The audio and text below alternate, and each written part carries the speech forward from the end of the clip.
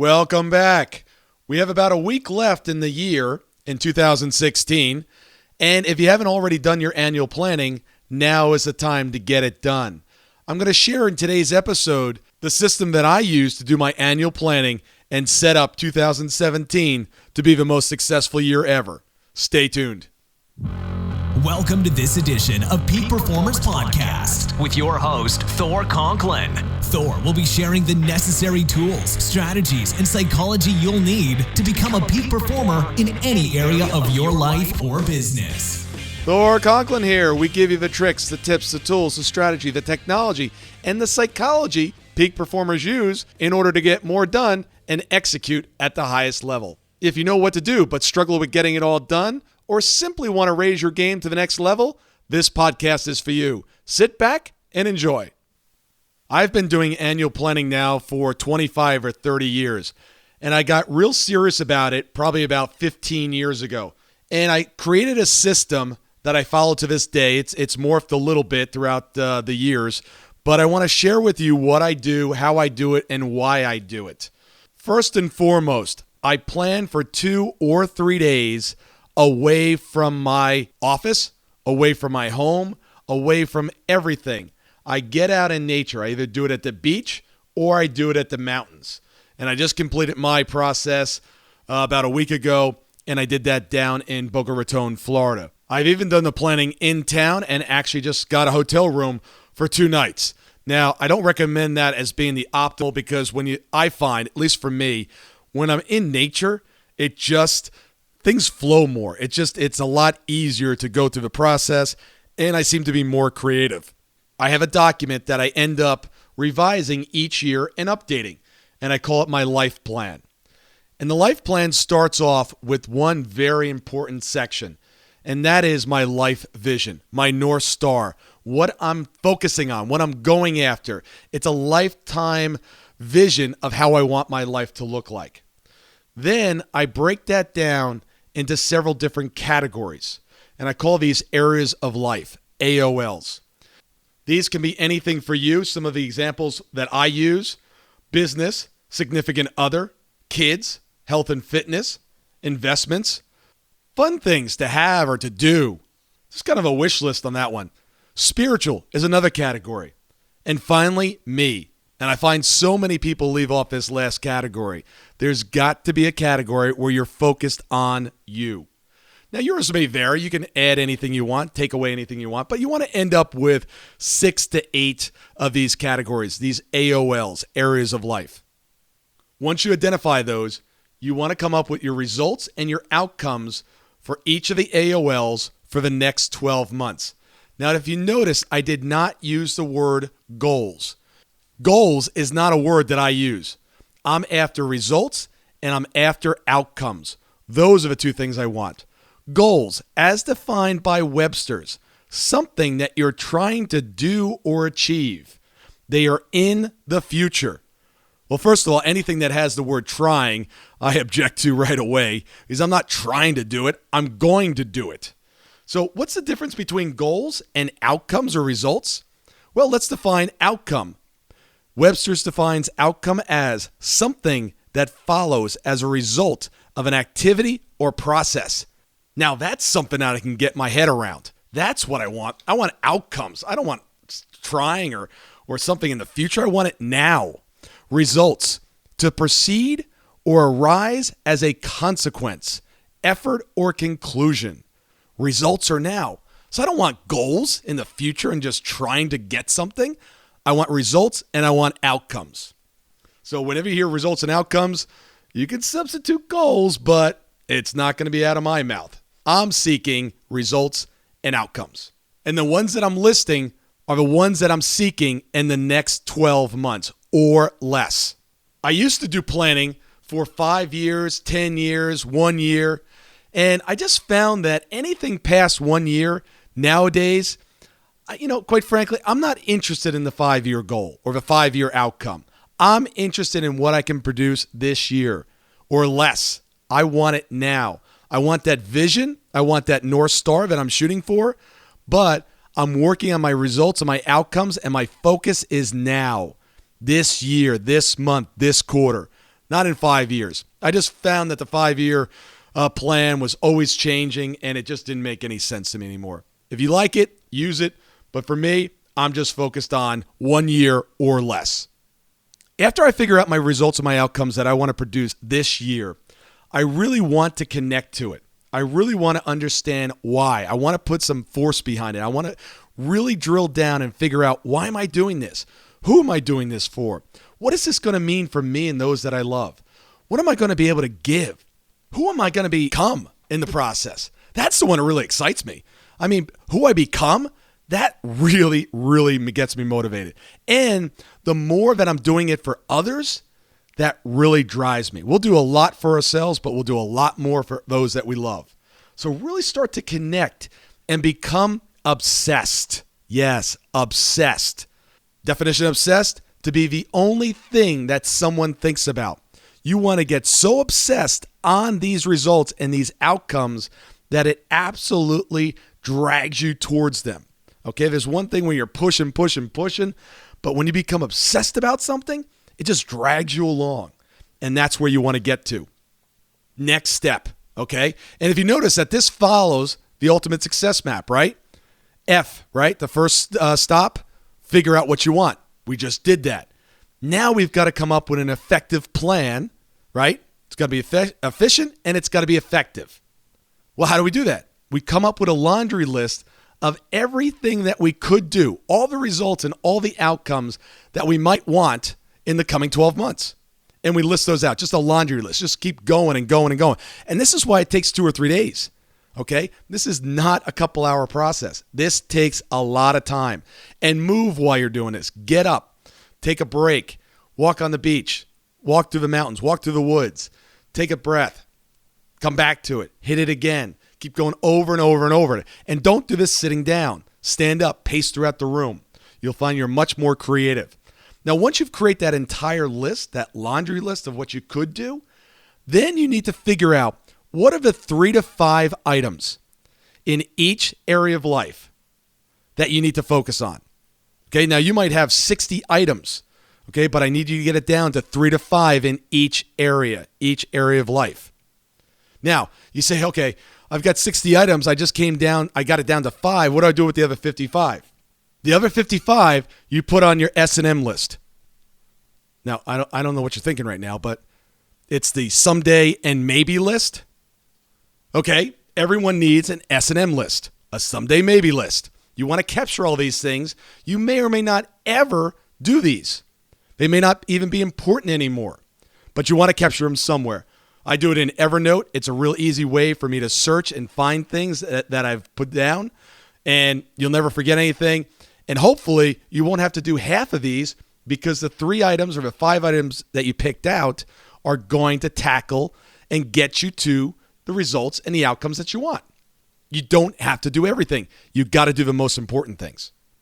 After you determine your 3 to 5 items, you have to identify your MIA, your most important action. Figure out what the one thing that is most important for you to do. Now, you need to get this MIA scheduled on your calendar.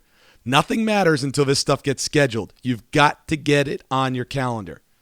Now, in addition to the MIA, the one most important thing, you can add additional things throughout the week. And I'm going to go into the end of the weekly planning here in a second. If it's not on your calendar, it doesn't exist. It doesn't get done, because you've got to follow your calendar. And we'll go into that. Block time. We've talked about it before. Block out an hour. First 50 minutes, you're working on your most important item. And the other 10 minutes, you're taking a break, you're stretching, you're doing whatever, and you're hitting it again. You're going to the next thing on your calendar. You want to follow your calendar as if it's a absolute hard and fast director of what you do, when you do it, and how you do it. If you're not doing this currently, you will not be as effective as you could be. In addition to the yearly plan, I also have a monthly planning session, and that occurs the last Sunday of every month. And I block out 2 hours to plan the coming month, to figure out what are the most important actions, MIAs, that I need to take in each of my AOLs in order to get to the vision of those AOLs. right? Pretty simple. Also weekly, every Sunday, I have a block time, hour and a half, where I'm looking at next week and asking myself the questions, what do I need to do next week in order to reach my results and my outcomes for the year? Pretty simple, right? Year, month, weekly. Then each day, the night before I go to bed, I'm looking at my calendar and asking the same questions. This is what's most important in my life. These are the results that I want. These are the outcomes that I want for the year. What do I need to do to move myself closer to getting them? Now, there's a gazillion things to do, right? But you've got to narrow it down to just a few. Does every area of life matter and have the same importance as all the other? No. For example, the things to do and things to buy, I don't spend much time on that. Okay, I'm looking at it. It's kind of fun. I'm planning trips. I'm planning events. I'm getting things that I've always wanted. But I'm not spending a lot of time there. Where am I spending most of my time right now? Right now, it's in my business. And for each of you, it might be different. So 90% of my focus might be on my business. And when I'm working on my business, 100% of my attention is there. And then if I'm doing something with the kids, 100% of my attention is with them, period. I'm not multitasking. I'm not doing emails. I'm with them 100%. Because if you don't spend time in each of the areas of life, what happens is it starts to die, whether it's relationships or money or your kids. You've got to spend time developing and nurturing and growing each of these areas. Your health and fitness, right? You can't go to the gym once a week. That's not going to work. You got to go every day. Can't eat great once a week. No, you've got to do it all the time. But it doesn't mean that it takes up all your focus and all of your time in your calendar. If you get 8 hours of sleep every night, that leaves 112 hours a week to focus on these areas of life. If I want to spend quality time with the kids, I've got to schedule it. Otherwise, what happens? Something else creeps in there. Something else occurs. You've got to make the commitment. You've got to put it on your calendar and schedule it. And please, leave enough time to get from event to event, meeting to meeting. So many people go, they just back up their calendar so much. It's so filled, they can never even get there. It's like a 10 o'clock meeting, okay, in Midtown. It's 30 minutes for me. Guess what, okay? I plug in a 30-minute commute. Yes, and then during that 30-minute commute, I might be able to make phone calls or something. But that's going on my calendar also. Because if you just put the 10 o'clock meeting on the calendar, what happens? You schedule something from 9 to 10 and you realize you can't do everything because you allowed no time for the travel. Make sure there's time in there. Also, budget in some buffer time. Every once in a while, throw in an extra half hour here or there. Because what's going to happen? Things are going to creep in. But if you want to stay on task, you've got to run by your calendar. Now, after you've done that, what's the next step? The next step is you need to track and measure. You've got to see what's working and what's not working. And how do we do this? You've got to check in with yourself. Every morning, I'm asking myself the same questions. And I'm writing down the responses. What went great yesterday? I write down the response. What could I have done better? What's getting in the way? This is a great one. You may not like the answers here, but what's getting in the way? What needs to be eliminated or changed? If you notice, I didn't say what you need to add. It's very rarely do you need to add something. It's usually you need to take something away. You need to eliminate something. Then, what's most important for me today? Make sure that shows up on your calendar and you have sufficient time to do it. What do I need to do today to reach my daily and weekly outcomes? Powerful question. Because what ends up happening? Life gets in the way, and what do we tend to do first? The easy stuff, not the important stuff. What will I do today that I will be extraordinarily proud of in 12 months? Woo! World-class question right there. You start doing more of those, life takes on a different meaning. How can I add more value today? Notice, it doesn't say who can I sell today. What can I get today? How can I add more value? A matter of fact, in my calendar, I changed prospecting. And now it says, how can I help and add more value? You think that's a different mindset when that block time comes up? Absolutely. Because I'm not trying to figure out what I can get. I'm trying to figure out what I can give. And my last question of the day is, how can I make tomorrow even better? Great question. If you haven't already done your planning, schedule the time to do it. You've got to get this plan done. You've got to have a plan to run in 2017 and every year. Now, I'm not saying this is the only way to do it, but this is something that I've refined over the last 20 years. And I've gone through a series of different changes. But here's the thing that I find that makes the most sense and are the keys out of all of this. You've got to get away. You've got to figure out what you really want. You've got to come up with a very simple plan. And that reminds me of something as well that you can add in here. And that is, I think SMART goals are stupid. And this is what I mean. Why would you want goals that are specific, measurable, achievable, realistic, and time-bound? Well, I mean, it's a very popular system. Everybody swears by it. But I don't want SMART goals. First, I don't want goals, as I said. What I'm looking for simple results and outcomes. And what do I mean by simple? I want to be specific, right? We've got to be specific. I want them to be important, right? Why am I going to be working on something if it's not important? Does it need to be measurable? Yes, absolutely. The P, purpose directed. Everything that I'm doing, I want to make sure that it's leading me closer to my ultimate vision. Otherwise, why do it? And then the SMART goals people say, oh, make sure that it's realistic. Bullshit. Why do you want realistic goals? That just never made any sense to me. What I want, simple outcomes. The L, lofty. I want lofty goals. I want limitless goals. I want stuff that really excites me. Oh, and by the way, the E stands for exciting.